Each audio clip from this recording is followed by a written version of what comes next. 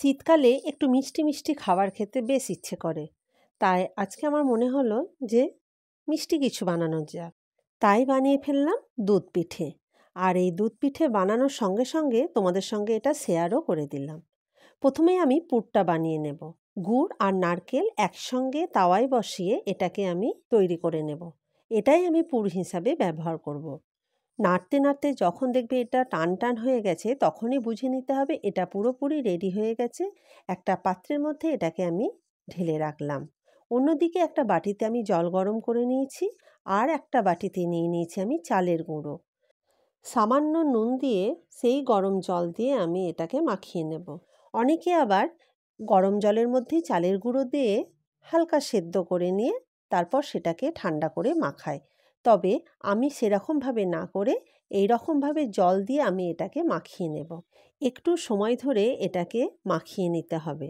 খুব ভালো করে কিন্তু নরম করে মাখিয়ে নেওয়া হয়ে গেলে ভিজে কাপড় দিয়ে আমি এটাকে কিছুক্ষণ সময় ধরে ঢেকে রেখে দেব। বেশ নরম হয়েছে মাখানোটা। ঠিক এইরকমভাবে কাপড় দিয়ে ঢেকে দেব। অন্যদিকে আমি একটা হাঁড়ির মধ্যে নিয়ে নিয়েছি 2 কেজি মতো দুধ। গ্যাসের ওপর বসিয়ে আমি দুধটা ফুটতে দিলাম। অন্যদিকে আমি পিঠেগুলোকে বানিয়ে নেব। যে কোনো পুর ভরা পিঠেতে নারকেল পুরটাই বেশি ভালো লাগে, তাই আমি যে কোনো পুর ভরা পিঠেতে নারকেলটাই ব্যবহার করি। তোমরা যদি মনে করো নারকেলের পুর ছাড়া অন্য কিছু ব্যবহার করবে, যেমন ধরো সন্দেশ, এগুলোও কিন্তু ব্যবহার করতে পারো।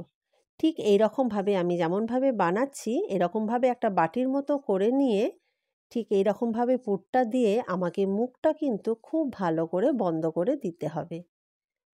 আমি এইরকমভাবে বন্ধ করে দিয়ে তারপর মুখটাকে দুমড়িয়ে দিলাম। দুধ পুলি পিঠে বিভিন্ন রকম ডিজাইন করা যায়, তোমরা মনে করলে অন্য রকম ডিজাইনও করতে পারো। তবে আমার এটা ভালো লাগে তাই আমি এইরকমভাবেই বানালাম। সবগুলোই ঠিক আমি এরকমভাবেই বানিয়ে নেব। তোমাদের আরেকটা আমি বানিয়ে দেখিয়ে দিচ্ছি। প্রথমে এরকমভাবে নিয়ে সামান্য হাতে ময়দা দেবে, তাহলে আঙুলে লেগে যাবে না। তারপর বাটির মতো আকার নিয়ে তার মধ্যে আমি পুরটা ভরে দেব।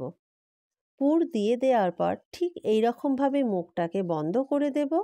তারপর মুখটা যাতে খুলে না যায় তার জন্যে মুখটাকে ঠিক সাইডে এরকমভাবে বন্ধ করে দেব বা দুমড়িয়ে দেব। তো হয়ে গেছে আমার পুরোপুরি পিঠে তৈরি রেডি। সবগুলো এরকমভাবে বানিয়ে নিয়েছি। অন্যদিকে দুধটাও আমার বেশ ঘন হয়েও এসেছে। এবার এর মধ্যে দিয়ে দেব সেই তৈরি করে রাখা পিঠেগুলো। দুধের মধ্যে সব পিঠে দিয়ে দেওয়ার পর ফুটতে দিতে হবে, কারণ এটাকে তো দুধের মধ্যে সেদ্ধ করতে হবে। ঠিক এই রকমভাবে আমি সেদ্ধ করে নেব। ভালো করে একটু নাড়াচাড়া করে দিলাম।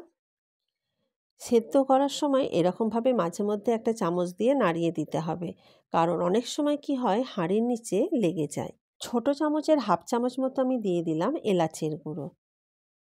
তারপর দিয়ে দিলাম কনডেন্স মিল্ক। তোমরা মনে করলে এখানে কনডেন্স মিল্ক না দিয়ে গুঁড়ো আমল দুধও দিয়ে দিতে পারো। দুধ পিঠের মধ্যে আমি একটু কাজু বাটা ব্যবহার করব। কাজু বাটা দিলে দুধ পিঠে বেশ খেতে ভালো লাগে, তাই আমি সামান্য একটু কাজু বাটা দিলাম। তোমরা মনে করলে নাও দিতে পারো। দুধ পিঠে সবসময় ঠান্ডা হয়ে যাওয়ার পর পরিবেশন করবে, কারণ ঠান্ডা হয়ে গেলে এর দুধটা বেশ ঘন হয়ে যায়। সবশেষে দিয়ে দিলাম খেজুর গুড়। গুড় দেওয়ার সময় গ্যাসের ফ্লেমটাকে আমি একেবারে লো রেখেছি। তো পুরোপুরি রেডি হয়ে গেছে আমার নরম তুলতুলে দুধ পুলি পিঠে। বন্ধুরা, আজকের এই পিঠে রেসিপিটা তোমাদের কেমন লাগলো কমেন্টে অবশ্যই জানাবে। আর যদি ভালো লাগে তাহলে আমার চ্যানেলটাকে লাইক, শেয়ার, সাবস্ক্রাইব করে দিও। ভালো থেকো, সুস্থ থেকো।